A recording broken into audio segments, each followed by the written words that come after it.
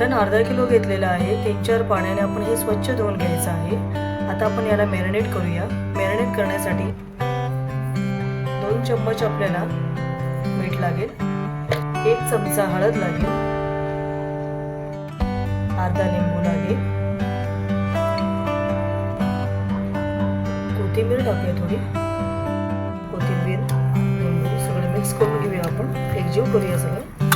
Marinate करून घेतलेलं आहे मटनला. आता आपण या अर्ध्या तासासाठी आपण अर्ध सुकं खोबरं घ्यायचं, 2 टमाटे आणि 3 कांदे,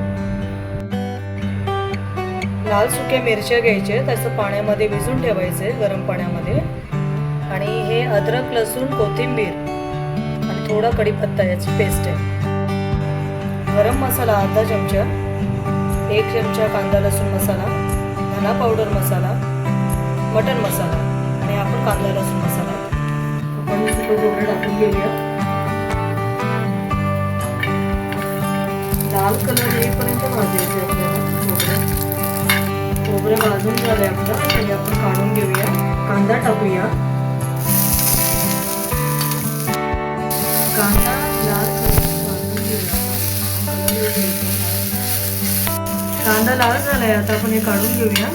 टमाटर पण भाजून घेऊया आपण थोडे. 2 टमाटर घेतलेत आपण. टमाटर आपले भाजलेत, आपण आता हे काढून घेऊया. मिरच्या, खोबरं, टमाटर आणि कांदा याची चांगली आता छान मस्त पेस्ट करून घेऊया आपण. आता तेल टाकूया. अद्रक लसूण आणि कोथिंबीर पेस्ट टाकली आपण. त्याला छान भाजून घेऊया. सुके मसाले टाकूया आपण, भाजून घ्यायचंय. पण टाकूया कांदा खोबऱ्याचं. तेल सुटेपर्यंत भाजून घ्यायचंय आपल्याला. 10 मिनिटं छान मसाला आपण भाजून घेऊया.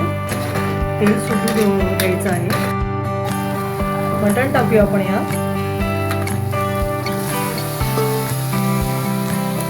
छान मिक्स करूया.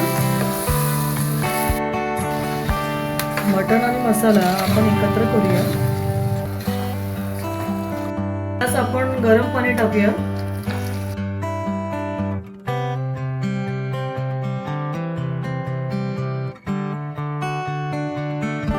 आपण आता 4-5 शिट्या करून घेऊया.